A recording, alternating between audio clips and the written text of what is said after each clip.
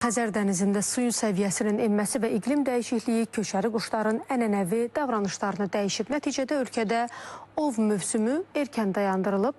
Həvəskar ovçular və mütəxəssislərin bu qərara reaksiyası necədir? İzləyək. Biz ova gələndə bura maşınlar burada yer var idi, götürüb saxlayırdı bura. Bu evlərin heç biri yox idi. Çöllü biyaban idi. Yəni burada ov edirdi, gedirdi. Bakıya ən yaxın buraydı, sonra Şurabat.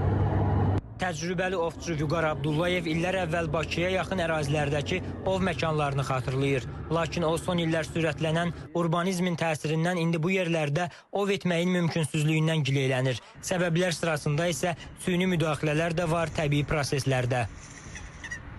Son illər qlobal iqlim dəyişikliklərinin təsiri ölkəmizin faunasında da ciddi şəkildə hiss olunur. Belə ki, Xəzər dənizinin səviyyəsinin enməsi nəticəsində bir çox quş növlərinin ənənəvi toplaşma və istirahət məkanları dəyişib, bəzi növlərin isə miqrasiya marşrutlarında fərqlər yaranıb. Bu həssas vəziyyəti nəzərə alaraq ölkə üzrə ov mövsümünün dayandırılması qərarı alınıb.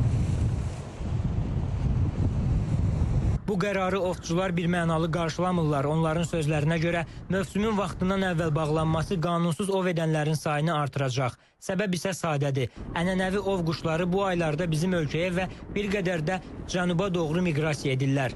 Bunu fürsət bilən ovçular sevimli məşğuliyyətlərinə başlayırlar. Bu il isə vəziyyət fərqlidir.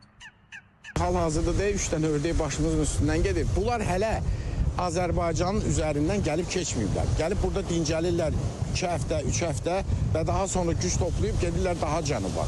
Bu köçəri quşlar hələ gəlməmiş biz ovu bağladıq və sivil ovçuları, mədəni ovçuları, təbiətsevər ovçuları məcbur edirik ki, siz sivilliyinizdən əl çəkin, gedin brakonyerliklə məşğul olun. Siz özünüz deyirsiniz ki, bu köçəri quşlardır. Bu şimaldan gəlib cənuba gedir qışlamaq üçün.